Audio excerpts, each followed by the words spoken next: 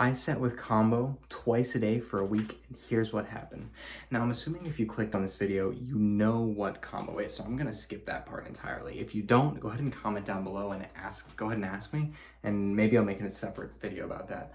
But actually, it's a pretty crazy story how this happened. So, I was working in and around an ayahuasca church. If you don't know what that is, look it up, or I can make a video about that. Let me know in the comments. And I had actually never sat with Kambo before, but all of a sudden I just felt this calling to sit with it. And I decided to book a flight and fly down to Peru for the first time. I actually got this calling to serve it without ever actually receiving it. So I went down to Peru to try to figure out what this calling was. So I got down into Peru and I made it to the retreat center. But it actually wasn't even a retreat center. It was just my teacher and me out in the woods with a couple other people just trying to figure it all out while the teacher's trying to teach. I sat down, the teacher starts teaching, and then pretty much about 30 minutes after I got there, I got the first dose of Kambo in my entire life. I was purging everywhere, I was hot, my heart was pounding, my head went straight into just zoned in, I felt really grounded, and I started just puking up and purging up all of the negative and bad like peptides and metals and all stuff out. And at that moment I realized I screwed up. I had no idea what I got myself into, but I'm definitely not one to back down from a sticky situation. So I decided right then and there that I'm 6 hours into the Amazon jungle. I have basically no way back, and I don't really have a choice. So I made myself continue to sit. So that morning, I got myself back together. We had a very, very light lunch, right smack in the middle of the day. And about 8 hours later, I was right back on that mat, waiting for my next dose of Kambo. This time I was like, oh my God, I cannot believe I'm doing this again. I need to get out of here. It hasn't even been 12 hours since the last time I did Kambo. What am I gonna do? Didn't matter. The teacher was already starting to put it on my arm. It was happening. Face straight red. I felt that heat. I felt the heart pounding that I'm sure all of you are familiar with, or if you're not, when you finally sit with Kambo, you will know exactly what I'm talking about. Same grounding sensation. And I was like, dang, why would anyone want to do this? It's so uncomfortable. And even though you feel better afterwards, I was like, why did I want to do this? And I went to sleep that night, not too long after, wiped from the day, completely wiped from the day, and did it again and again. And as I'm sure you could guess, I did it 14 times total in 7 days. And that was while I was training back and forth. I was constantly in class in between Kambo, very little food for that whole week, which honestly was very interesting and I learned a lot about myself just from that experience. And during that time, I actually got to collect the frog as well. I climbed up a tree, got the frog down. There's a specific call that you have to make to get the frog. It'll actually respond to you. And when you hear it and it hears if you make the call right, it'll climb down the tree and you can collect the medicine from the frog. For those of you who are clicking on this and thinking about sitting with Kambo at some point, just to kind of waive all preconceived notions, it actually doesn't have to hurt the frog at all to collect the medicine. They have a certain amount of Kambo that they're willing to give. You collect it, you set them back on their way, and it can be fine for the frog. It isn't always. There's definitely unethical ways to source anything that comes from an animal, but it was pretty safe. But what you came here for is, what did I learn? First of all, I learned that I dig way too deep holes way too quickly, and I really need to think about stuff before I jump in head first. However, that being said, the Kambo itself was a great experience. I learned a lot about myself personally. First of all, I learned that I need to trust where I'm being called, even though it was really rough in the beginning and I didn't necessarily want to be there in the start of it. As time went on, I started to feel a little bit better. I started to fall into a little bit of a routine, and I started to really enjoy the teachings that I was getting from Kambo.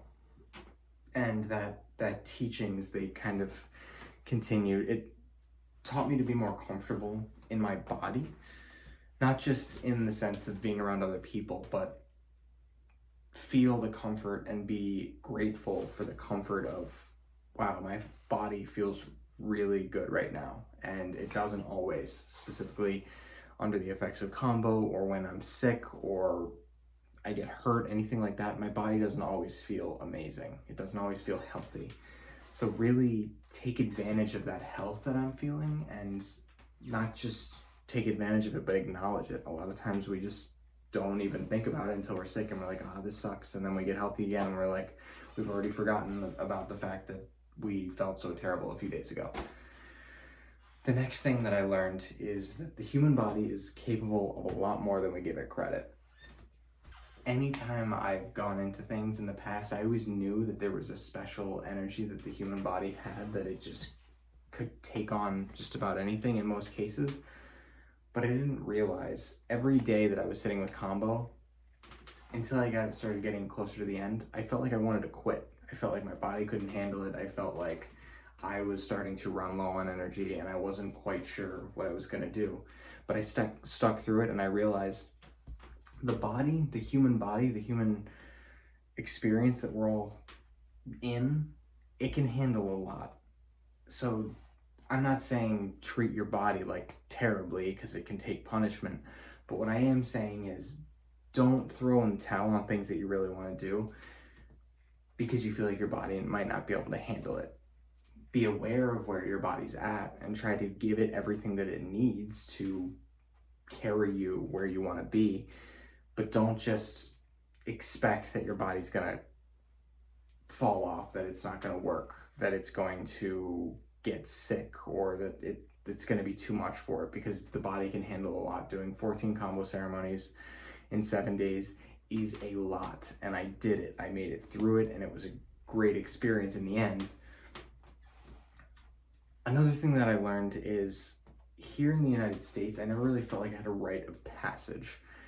I think that Kambo is that rite of passage for a lot of people. They'll sit with Kambo, they'll feel that energy come into their body, they'll feel that feeling of, wow, I took on this challenge and I made it through it to the other side. No matter how much I didn't want to do it, no matter how difficult the experience was, it was something that was difficult and I didn't quit, and I made it out the other side. You could do that in one Kambo ceremony. So yes, 14 is a little bit extreme on that front. I got there really quickly, but you get this sense of pride when you make it through something difficult that you know other people would have backed down from. And if you do back down from it, that's okay. I'm not trying to say that you have to take on every bite that you chew. Sometimes it's better to spit it out halfway through and just decide that that wasn't for me.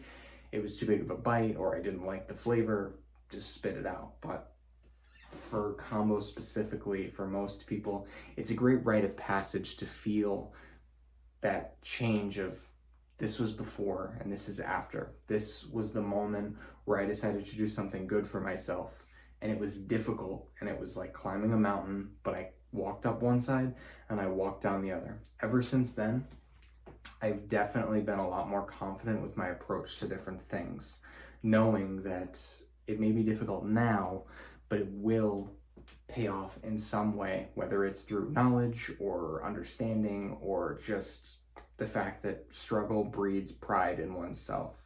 Learning how to take on something that we weren't expecting really helps us carry ourselves forward. And last thing that I learned a lot of things. I tried to boil it down as best I could. But the last thing that I learned is that more people need to sit with Kambo. If you're thinking about sitting with Kambo, you can let me know in the comments down below. Otherwise, I'm going to have other videos coming out about Kambo specifically. I don't know if you noticed, my channel name is Mambo Kambo. That's actually where I get the name from. So maybe I should make a video on what exactly it is. If you want to hear about that, let me know in the comments below. Or if you have any very specific questions about Kambo itself, let me know in the comments below. Otherwise, I'm building a community here and I'd love for you to join it. Go ahead and subscribe if you want to hear more about Kambo or traveling or really anything else. I'm a pretty open book, so I look forward to seeing you in the Kambo and Dylan community, and keep being you.